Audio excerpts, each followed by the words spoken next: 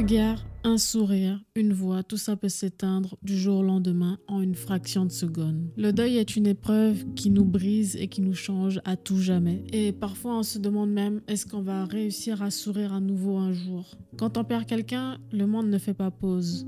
Autour de nous, les voitures passent, les gens rient, mais à l'intérieur de nous, tout s'arrête. Il y a un silence tellement intense et profond qui s'installe. Et à ce moment-là, la culpabilité nous frappe. On se dit, j'aurais dû passer plus de temps avec lui, j'aurais dû passer plus de temps avec elle. On se dit, je n'ai pas assez fait pour l'aider. On se rappelle des choses blessantes qu'on a certainement dit et qu'on n'a pas eu l'occasion de demander pardon. On se dit, mince, je n'ai pas fait assez d'efforts pour réparer cette relation. On se perd dans les si seulement et on se dit, qu'est-ce que j'aurais pu faire de mieux? Parce que lorsque le deuil frappe à la porte, l'ego s'effondre et l'orgueil n'a plus sa place, il ne tient plus debout. Tout ce qu'on n'a pas osé dire, tout ce qu'on n'a pas exprimé, tout l'amour qu'on n'a pas su donner, tout ça nous revient en pleine face.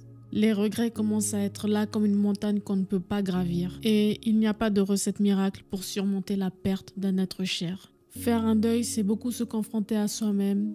Et parfois, c'est quelque chose qu'on fuit beaucoup. On se reproche beaucoup de choses et on culpabilise beaucoup. Mais la vérité, ces regrets, bien qu'ils soient naturels, sont vraiment une preuve qu'on a vraiment aimé. Et j'aimerais te rappeler qu'on n'a pas le contrôle sur tout, malheureusement. Parfois, on n'a pas tout fait comme il se fallait, mais ça ne veut pas dire qu'on n'a pas aimé. Ça ne veut pas dire non plus qu'on n'a pas donné le meilleur de nous-mêmes à cet instant-là. Les regrets, bien qu'intenses et douloureux, ils peuvent pas nous emprisonner et ils ne doivent pas nous emprisonner. Le deuil nous met face à nous-mêmes, face à notre humanité, face à nos imperfections. Et même si on ne peut pas changer le passé, on peut choisir ce qu'on veut faire maintenant et demain. Alors aujourd'hui, accorde-toi la permission de te pardonner pour ce que tu n'as pas pu faire, ce que tu regrettes. Laisse tomber tout le poids de la culpabilité qui te retient depuis de nombreuses semaines, peut-être depuis de nombreuses années, peut-être depuis de nombreux mois. Ce n'est pas parce que tu as agi d'une façon que tu ne voulais pas certainement agir, que tu n'as pas aimé. Alors aujourd'hui, je t'encourage vraiment à te libérer de cette culpabilité au nom puissant de Jésus. Et c'est en te pardonnant que tu laisses la grâce et la consolation de Dieu descendre dans ton cœur. Dieu veut te consoler. À cet instant même, je déclare que tu sens cette lourdeur de la culpabilité quitter ton cœur, que tout ce qui t'empêchait de dormir, toute cette tristesse qui envahissait ton cœur, je déclare que maintenant c'est terminé dans le nom puissant de Jésus. Et je prie même pour toi, Seigneur, je déclare que cette personne qui m'écoute en ce moment, je déclare que ta présence descende dans l'endroit où elle se trouve. Je déclare, Saint-Esprit, que ta consolation descende sur elle, que tu viennes arracher toute culpabilité que le diable a voulu mettre dans sa vie. Peut-être que le diable a voulu l'emprisonner. Il a voulu peut-être mettre, Seigneur, ces choses, Seigneur, qui tournaient en boucle dans sa tête. Mais je déclare que maintenant, c'est terminé. Je déclare que cette personne se pardonne. Je déclare que la culpabilité quitte sa vie.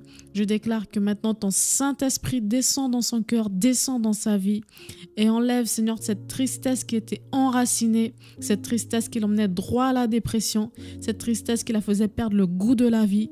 Je déclare que maintenant, Seigneur, tu remplaces son cœur par un cœur nouveau, un cœur rempli de joie, un cœur, Seigneur, rempli d'espérance.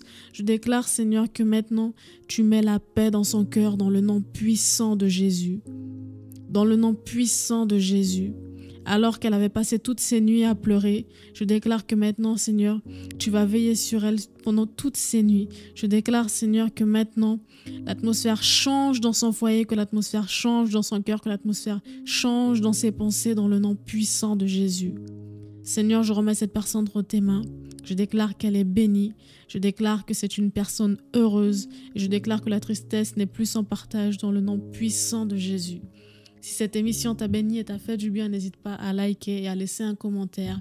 Et on se dit à la semaine prochaine pour un prochain épisode.